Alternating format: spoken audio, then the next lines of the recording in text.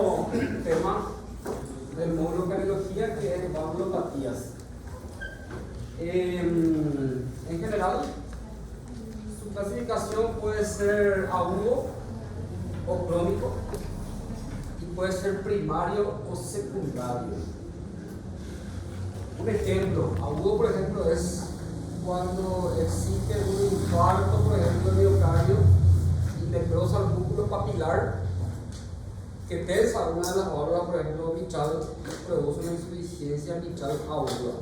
Se va a generar obviamente una insuficiencia cardíaca, una gravedad en el nuevo pulmón, hasta shock cardiogénico, ¿verdad? Y crónico es cuando tenemos, por ejemplo, una cardiopatía reumática que progresivamente va empeorando con el tiempo, ¿verdad? Hablando así en términos de ejemplo. Bueno, la valvulopatía primaria es cuando hay una lesión donde se inicia principalmente en la válvula propiamente dicha, por ejemplo una cardiopatía reumática o una válvula dicúspide congénita, por ejemplo. Eso es todo de origen primario. Y secundario, por ejemplo, sería un ejemplo una cardiopatía lateral alcohólica o hipertensiva en fase dilatada, que cuando se produce una cardiomegalia se dilata el anillo y separa las válvulas. O sea, que estructuralmente las válvulas están bien, pero produce una insuficiencia por dilatación del anillo valvular. Bueno, existe varias etiologías dependiendo cuál sea la válvula afectada, pero lo más frecuente es que sea degenerativo. O sea, por a nivel de la válvula mitral, por ejemplo, una insuficiencia mitral, y a nivel de la aorta, de la válvula aórtica, una estenosis aórtica, sobre todo por encima de los 70 años de edad. O sea, un paciente que tiene un soplo sistólico poco aórtico más de 70 años, sobre todo si es hipertenso, hasta demostrar lo contrario de una estenosis aórtica degenerativa o calcificada. También puede producir insuficiencia mitral, esa calcificación degenerativa en los ancianos. Bueno, vamos a empezar a hablar de cada una de las válvulas y sus lesiones que puede haber, y principalmente las causas, ¿verdad? Dentro de ello la estenosis mitral, que solemos ver todavía casos, sobre todo en mujeres de la edad media. Entonces la estenosis mitral, la causa más frecuente de origen reumático, son pacientes que el 50% tuvieron antecedentes de una infección por una bacteria que se llama Streptococcus pyogenes o beta-hemolítico grupo A o poco Lancefield, y que después de 15 a 20 años desarrollan la clínica de estenosis mitral. Entonces los terceros de los casos son mujeres. También existe casos de estenosis mitral congénito de nacimiento, que es ya raro, que se llama en paracaídas. Tiene prácticamente la forma de un paracaídas la válvula mitral, y eso se llama estenosis. Entonces hay cuerdas tendinosas que salen de la válvula y se insertan en un músculo papilar único. Entonces tiene que haber varios músculos papilares que tensan esa cuerda tendinosa, pero en este caso hay solamente un músculo papilar, ¿verdad? Bueno, el área valvular mitral de apertura es de 4 a 5 centímetros cuadrados, es lo que se abre la válvula, ¿verdad? Y se considera una estenosis grave cuando ese diámetro es menor a 1.5, o esa área es menor a 1.5 centímetros cuadrados. Bueno, la estenosis mitral al principio puede ser asintomático y eso evoluciona. Es de inicio insidioso progresivo, y siempre que exista síntomas es indicación quirúrgica. Pero también existen otros datos ecocardiográficos, sobre todo, que nos dice que haya una alteración estructural como consecuencia de la estenosis, y también existen algunas indicaciones quirúrgicas en pacientes asintomáticos, las que están en seguimiento. Obviamente estos pacientes necesitan seguimiento ecocardiográfico cada 6 veces a un año, ¿verdad? Para ver la progresión.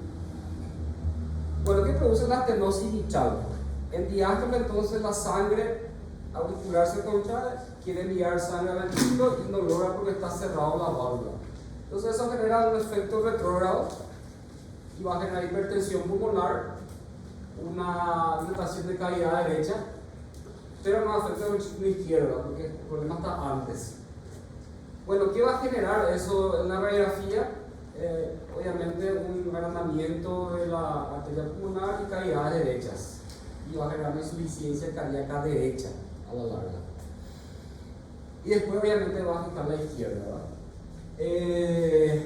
En el electrocardiograma vamos a ver este desvío del eje hacia la derecha, puede haber signo de sobrecarga ventricular derecha, S1.33, agranamiento de la aurícula izquierda, ¿verdad? Onda tempichal, porque la aurícula no se hipertrofia, sino que se dilata como consecuencia de la obstrucción, y eso va a favorecer a generar arritmias cardíacas, sobre todo la fibrilación auricular. Entonces estos pacientes generalmente muchas veces debutan con accidentes isquémicos cerebrovasculares por embolia, y ahí se diagnosticó que era una estenosis mitral. También vimos casos de gestantes que por el hiperdinamismo todo eso generan hemóptisis, y lo primero que pensaban era tuberculosis, y resultó ser una estenosis mitral reumática que se manifestó durante el embarazo por la sobrecarga. Son casos espectaculares, ¿verdad? Que vimos acá en el hospital. Bueno, obviamente ese efecto retrógrado en la dilatación de la cavidad derecha va a producir una insuficiencia tricuspidia secundaria, va a dar síntomas de insuficiencia cardíaca, arritmias como fibrilación auricular o flutter que predispone a embolia, infecciones pulmonares, tromboembolia pulmonar también, hemago pulmón, embolia sistémica de la aurícula izquierda, y dolor torácico muchas veces porque la sangre no llega en suficiente cantidad hasta las coronarias, sobre todo cuando existe esfuerzo, ¿verdad? Las famosas chapetas malares, que es una cianosis leve a nivel de los malares, que es característico de la fascis mitral. Bueno, el tratamiento, obviamente, siempre que sea asintomático, es control semestral o anual de ecocardiografía. Obviamente, el diagnóstico también se hace con ecocardiografía y el seguimiento, ¿verdad? Una vez que el paciente tiene síntomas, obviamente va a generar sobrecarga, insuficiencia cardíaca, tiene que hacer una dieta sin sal, uso de diurético, beta bloqueante, ningún tratamiento prácticamente de insuficiencia cardíaca en general, ¿verdad? En el caso necesita una fibrilación auricular con respuesta alta, sobre todo frecuencia más de 110, y el paciente viene con síntomas de insuficiencia cardíaca, el tratamiento de primera elección es la digoxina. Obviamente está indicado la anticoagulación. Esto hay que tener en cuenta que el criterio de CHA2 de S2-VAX solamente sirve para pacientes que tienen un ACV isquémico de origen no valvular. Acá no importa el criterio de CHA2 de S2-VAX. Hacemos el diagnóstico de estenosis mitral y tiene fibrilación auricular en el paciente, ya es indicación de anticoagulación. Ahí no importa si está en insuficiencia cardíaca, si hipertenso, si es diabético, la edad, etc. No importa. Entonces el criterio CHA2 de S2-VAX es criterio para anticoagular un paciente con fibrilación auricular no valvular. Cuando es valvular, obviamente ya no importa si a todos se la fórmula. Bueno, según las nuevas guías, la estenosis mitral leve se puede anticoagular con los nuevos anticoagulantes, rivaroxaban, apixaban, diatrán, etc. Ahora, en la estenosis moderada o severa se tiene que usar inefectivamente los viejos antagonistas de la vitamina K, warfarina o acetopumaro, porque el riesgo de embolia es altísimo.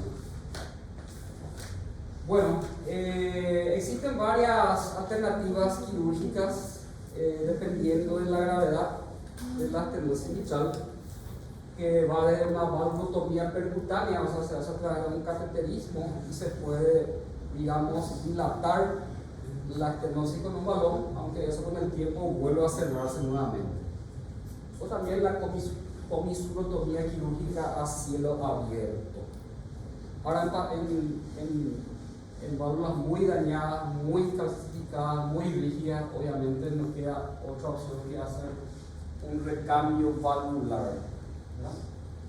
Bueno, el tema de las válvulas es un poco complejo, pero hay que saber que existen dos tipos de válvulas: una válvula mecánica, que es de metal, y una válvula biológica, que puede ser de vaca o puede ser de chancho.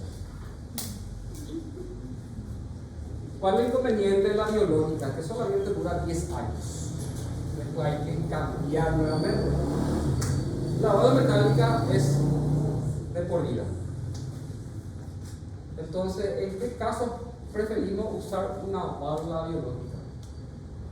En mujeres en edad fértil que tienen deseo de embarazo. ¿Por qué? Porque si vamos a usar una válvula metálica, tenemos que anticoagular con warfarina o ácido comarón, que son teratogénicos. Ahí viene el problema. Entonces, la válvula mecánica o metálica requiere de anticoagulación. Y a tener en cuenta algo importante también, para anticoagular un paciente con válvula mecánica solamente se puede utilizar warfarina o ácido comarón, los antagonistas de la vitamina K. Los nuevos no tienen ninguna utilidad. Hasta hoy en día no está contraindicado usar los nuevos anticoagulantes en pacientes que requieren anticoagulación por válvula mecánica. La válvula biológica requiere solamente 3 a 6 meses de anticoagulación. Después ya se suspende y se le administra solamente aspirina al paciente todo el tiempo que tiene la válvula biológica. Entonces, 3 a 6 meses de anticoagulación, la válvula biológica, y después se continúa con aspirina. La mecánica es anticoagulación de por vida, solamente con los antagonistas de la vitamina K. Los nuevos anticoagulantes no tienen utilidad. Bueno, lo que estuve leyendo también que por más que uno tenga una estenosis mitral asintomática, no existe ninguna medida medicamentosa que logre evitar la progresión. Administrar PPK, etc. Es solamente para el control de los síntomas o la insuficiencia cardíaca. No logra evitar la progresión a fase final, ¿verdad? Bueno, entonces la principal causa de la estenosis mitral es de origen reumático y hay que saber que puede afectar otras válvulas a la vez. Incluso tenemos una paciente joven que tiene triple lesión valvular reumática, aórtico, mitral y trifásico. Se llama la suerte, ¿verdad? Bueno, la insuficiencia mitral puede ser funcional, que es lo más frecuente, o secundaria, ¿verdad? Funcional o secundaria. El ejemplo que dijimos al principio, cuando tenemos un paciente con una cardiomegalia, entonces el anillo de la válvula se dilata y las válvulas se separan. O sea que estructuralmente las válvulas son sanas, pero están separadas y eso produce una insuficiencia mitral secundaria o funcional. Entonces, en nosotros históricos que de regurgitación, ¿verdad? La sangre va del ventrículo a la aurícula izquierda, ¿verdad? Entonces eso genera una rémora de sangre continua y va generando eso una dilatación progresiva del ventrículo izquierdo y de la aurícula izquierda. Entonces va generando una dilatación progresiva y va generando una gran cardiomegalia con el tiempo, ¿verdad? Bueno, la orgánica o primaria es cuando tenemos una lesión propiamente dicha en la válvula, que puede ser una degeneración mixoide, que es lo que genera el prolapso de la válvula mitral. El prolapso de la válvula mitral es una patología frecuente, sobre todo en mujeres. Tiene buen pronóstico, el mayor porcentaje es benigno, pero sí puede generar insuficiencia mitral en un pequeño porcentaje. Incluso ruptura de cuerdas tendinosas y hacer una insuficiencia mitral aguda, que obviamente va a ser muy sintomático. Porque es muy sintomático porque el ventrículo no está adaptado a esos cambios bruscos de presión y de volumen, ¿verdad? Sin embargo, cuando es una patología crónica, el corazón, el músculo, los sistemas de compensación están adaptados y tienen otra tolerancia, el paciente no tiene síntomas. Bueno, el prolapso de la válvula mitral también se llama enfermedad de Barlow y suele estar acompañado de otro tipo de malformaciones, ¿verdad? Por ejemplo, el metanlo, que son por la genopatía congénita, Marfan, osteogénesis imperfecta, coartación de aorta y otras patologías, síndrome de Down también. Y también puede haber insuficiencia mitral de origen reumático. Puede ser también una insuficiencia mitral por rotura o disfunción papilar, por ejemplo, por un infarto. En ese caso va a ser una insuficiencia mitral aguda. En esos casos casi siempre el paciente entra en el nuevo pulmón o shock cardiogénico, ¿verdad? O endocarditis, cuando existe una infección de la válvula y lesión por esa infección también puede generar una insuficiencia mitral aguda, muchas veces por rotura de las cuerdas tendinosas. El cuadro clínico obviamente va a generar una insuficiencia cardíaca, Si es crónico y si es agudo, el nuevo pulmón cardiogénico en los casos agudos, ¿verdad? La embolia es infrecuente y las arritmias, por lo tanto, también no son tan frecuentes, ¿verdad? A diferencia de la estenosis mitral, ¿verdad? Bueno, la ecocardiografía es el estudio estándar que confirma todo tipo de valvulopatía y lo que se ve es un flujo turbulento del ventrículo a la aurícula durante la sístole. Eso es lo que confirma el diagnóstico del reflujo de sangre durante la sístole, ¿verdad? La insuficiencia mitral. Entonces, también puede haber insuficiencia mitral asintomática que no requiere tratamiento, solo control de cada 6 a 12 meses, ¿verdad? Cuando existe síntoma, obviamente el tratamiento es quirúrgico si es de causa primaria. Si es de causa secundaria, no. A eso hay que tratar la causa. Si es una hepatitis alcohólica, si es una hepatitis hipertensiva fácil dilatada, bueno, en esos casos no está recomendado la intervención quirúrgica, pero sí existe ahora un nuevo procedimiento que se llama MitraClip. El MitraClip se introduce a través de un catéter y lo que hace es pinzar ambas válvulas de la estenosis, de la insuficiencia mitral. Entonces, ¿qué hace? Disminuye la insuficiencia. Se coloca a través del cateterismo y pinza las dos hojas de las válvulas de la válvula mitral y entonces disminuye la insuficiencia. Es lo que se hace. Pacientes con insuficiencia cardíaca, con tratamiento óptimo, pero que siguen muy sintomáticos, entonces en esos casos se usa el MitraClip. A través del cateterismo se coloca eso, disminuye la insuficiencia mitral funcional o secundaria. Bueno, en el caso de que haya síntomas, obviamente va a generarse insuficiencia cardíaca. En el caso de pozo diabético, la digoxina se usa sobre todo cuando hay fibrilación auricular o una insuficiencia cardíaca aguda. Sabemos que la digoxina tiene un efecto cronotrópico negativo y inotrópico positivo. Aumenta la fuerza de contracción en pacientes que están con una tendencia a hipotensión, ¿verdad? Bueno, esto es lo que anda en caso que exista arritmia o desplazamiento ventricular, ¿verdad? Tratamiento clásico de la insuficiencia cardíaca. Si existe, obviamente, arritmias como la fibrilación auricular, está indicada la hipotensión, ¿verdad? O si hay antecedente de embolia o una mega aurícula. Una aurícula más de 55 milímetros también ya hay indicación de anticoagulante, ¿verdad? Bueno, el tratamiento definitivo de la insuficiencia primaria, por ejemplo, de origen reumático, es quirúrgico, ¿verdad? O reparación o prótesis, ya sea mecánica o biológica, dependiendo del paciente, ¿verdad? Bueno, el tratamiento quirúrgico está indicado en sintomático, obviamente ahí no se discute. Todo paciente que tiene una valvulopatía sintomática es quirúrgico, sí es fácil. El asintomático se hace control de cada 6 a 12 meses. Si está la presión de eyección menos del 60%, es una indicación quirúrgica, por más que no tenga síntomas. O diámetro telesistólico mayor a 40-25 milímetros, que es también otro parámetro cardiográfico. Y de lo contrario, si no encontramos eso, entonces hay que hacer controles periódicos. No se indica la cirugía, solamente pacientes sintomáticos o que tengan presión de eyección menos del 60% sobre esto. Bueno, estenosis aórtica, es interesante, ¿verdad? Habla mucho, sobre todo la estenosis aórtica degenerativa, más de 70 años, paciente así, sobre todo hipertenso, es una causa frecuente. Y otras causas pueden ser congénitas, por ejemplo la válvula bicúspide, donde hay antecedentes familiares de válvula bicúspide, y también se asocia a esto a coartación de la aorta. También puede ser una estenosis aórtica reumática, sobre todo en hombres. Y lo que dijimos, la clasificación de un proceso degenerativo, ¿verdad? Bueno, ¿qué pasa en la estenosis aórtica? El ventrículo empieza a contraerse tratando de vencer la resistencia a la válvula cerrada. Eso genera entonces una hipertrofia concéntrica. Y la insuficiencia produce una dilatación excéntrica. Esa es la diferencia. O sea, cuando hay insuficiencia en la radiografía, ¿qué vamos a ver? Cardiomegalia. Si no, cuando hay estenosis, la radiografía va a ser normal. Con el ecocardio, ¿qué vamos a ver? Hipertrofia de los músculos del corazón, sobre todo el septum. Podemos tener un septum más de 10 milímetros, el septum ventricular, ¿verdad? Bueno, dice la hipertrofia generada por sobrecarga de presión es el mecanismo de compensación que mantiene el gasto cardíaco, ¿verdad?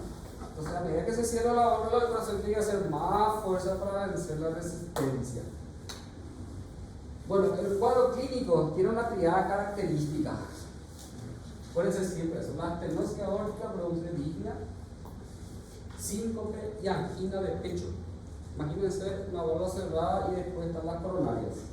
Entonces, sobre todo con el esfuerzo, puede dar disnea por isquemia, por insuficiencia coronaria, síncope y angina de pecho. Obviamente siempre hay que descartar coronariopatía, sobre todo en el paciente que tiene enfermedad de base o más de 40 años, ¿verdad?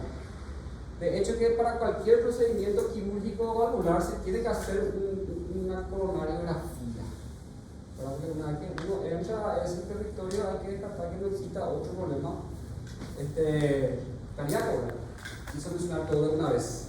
Entonces, todo paciente que va a hacer un procedimiento quirúrgico valvular o cardíaco se tiene que hacer una coronariografía antes. Y bueno, con el tiempo también esto obviamente por el efecto retrógrado de la obstrucción genera una hipertensión pulmonar y luego ya una insuficiencia cardíaca global. Obviamente después con el tiempo el corazón declara su se dilata. Al principio hipertrofia, pero ya hay dilatación, ¿verdad? Cuando hay una banda. Bueno, la estenosis aórtica grave es cuando el área valvular genera 1 centímetro de área, ¿verdad? Lo mismo que todas las valvulopatías. El paciente asintomático no necesita tratamiento farmacológico ni quirúrgico, se hace control nada más semestral, ¿verdad? Ahora, el sintomático sí requiere recambio valvular y tratamiento para la insuficiencia cardíaca, ¿verdad? Lo que más el paciente va a requerir es disnea, edema, entonces como clínico hay que aliviar esos síntomas ahora con diurético y después plantear el recambio valvular. Los beta bloqueantes están contraindicados. ¿Por qué? Porque cuando yo produzco una radicaria con los beta bloqueantes, estoy yéndome en contra del gradiente sistólico que mi organismo hace tratando de compensar el gasto cardíaco. ¿Entiendes? La válvula está cerrada. El chico tiene que latir más fuerte para vencer la resistencia. Si yo le doy beta bloqueante, va a ser más radicaria y menos volumen sistólico. Entonces el paciente va a tener más síntomas. Se va a desmayar más fácil. Va a tener más dolor y más. Entonces, contraindicado el beta bloqueante. Dice válvuloplástica aórtica, únicamente paliativo para no existe otra alternativa o terapia después de la cirugía. Bueno, existen en realidad varios tipos de procedimientos quirúrgicos, ¿verdad? El que más está en boga hoy en día es el famoso TAVI, ¿verdad? Que es un recambio valvular a través del cateterismo, no se mete como una sombrilla dentro del agujero de la válvula aórtica y ahí se expande la sombrilla y empuja la válvula enferma y queda una prótesis valvular nueva. Se hace a través del cateterismo. Ahora, en pacientes de alto riesgo sí se hace la valvuloplastia aórtica con balón, ¿verdad? Se pone un catéter y se infla un balón y se trata de dilatar el orificio cerrado, aunque eso con el tiempo vuelve a cerrarse. Pero pacientes con escasa expectativa de vida, por lo menos unos 3 años de vida más, no está mal, ¿verdad? Bueno, en muchos casos es cambiar la válvula. Si es una válvula muy calcificada, muy destruida, obviamente hay que cambiar la válvula totalmente o poner una válvula biológica o una válvula mecánica, ¿verdad? Y la misma cuestión que la otra valvulopatía. Si es válvula mecánica, anticoagulación de por vida, warfarina o azotumarol y control de TP y NR. Recuerdo un caso de un paciente joven que sufrió una estenosis aórtica y reumática. Se le mandó de alta con anticoagulante de warfarina y después de un mes vino por cefalea intensa en la urgencia. Estaba yo sentado ahí, ¿qué te pasa? Le dije dolor de cabeza. Y de hecho de interrogar sin meditarle, ahí ya progresía el coma.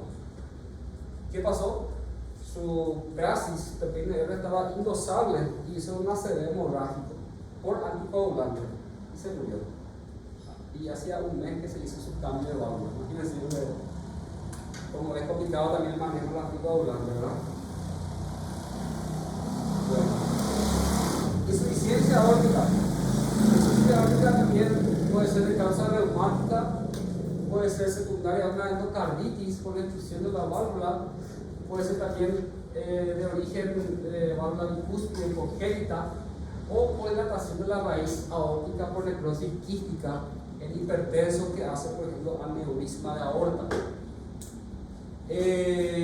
También puede ser por aneurisma de sífilis, que hoy en día eso es muy raro, el síndrome de Marfan, aneurisma disecante y otras enfermedades reumatológicas también que puede afectar el tejido conjuntivo de la pared aórtica, ¿verdad?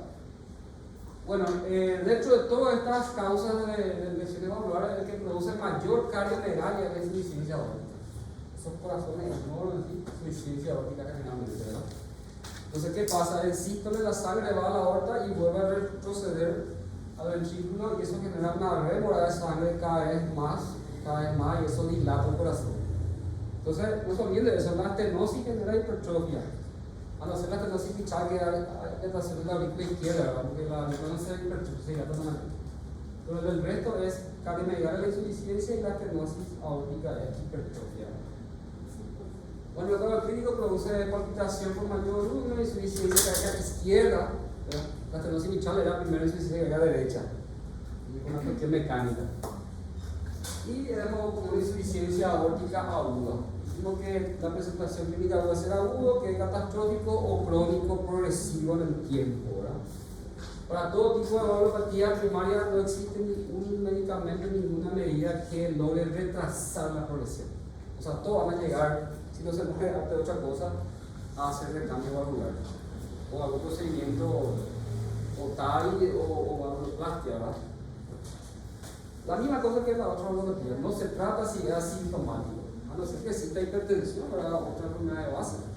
Ahí sí usamos IECA o grado de elección, ¿no? Bueno, ¿cuándo hacemos nosotros el control cada 6 a 12 meses y cuándo se decide la cirugía?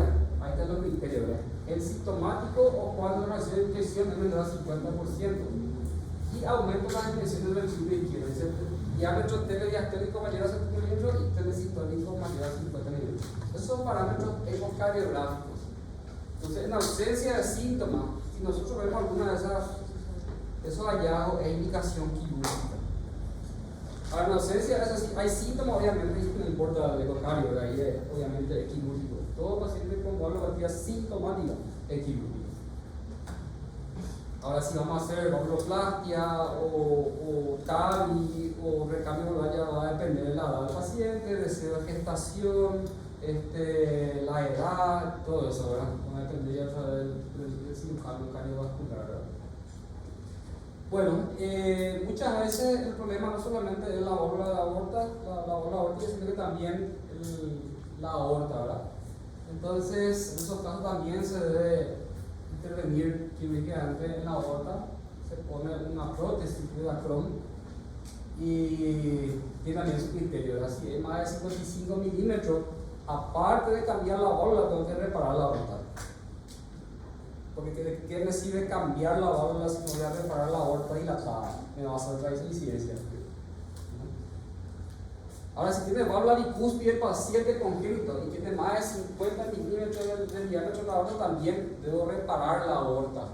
Y si es síndrome de Marfan, más de 45 milímetros de diámetro de la aorta, aparte de reparar la válvula, reparar también la aorta. Y eso se llama cirugía de ventral bono.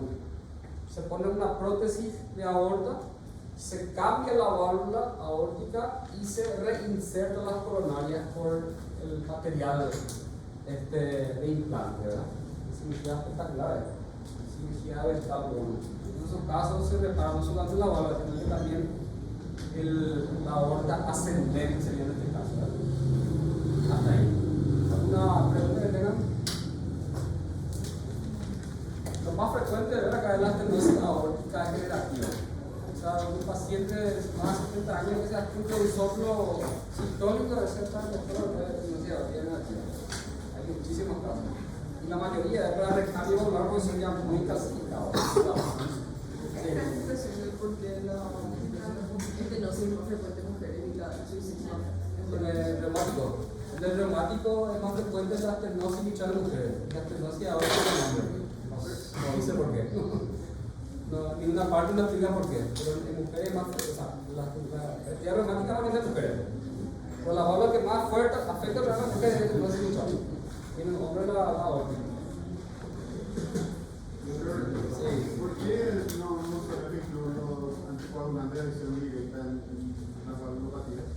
Y porque tiene menos eficacia, ¿verdad? No, es que sí, antes del por qué no está descrito, ¿verdad? Pero no, según los estudios no es eficaz, ¿verdad? Igual embolizan a los pacientes. De hecho, la anticoagulación tiene una efectividad 100%, ¿verdad? Pero cuando es válvula metálica y estenosis mitral moderada severa, la indicación sigue siendo warfarina o azúcar. Y control de TPNR. Tiene que estar entre 2 y 3 el INR, ¿verdad? Es un poco complicado el manejo, porque si no se controla, después sangrando por todas partes de la ciudad.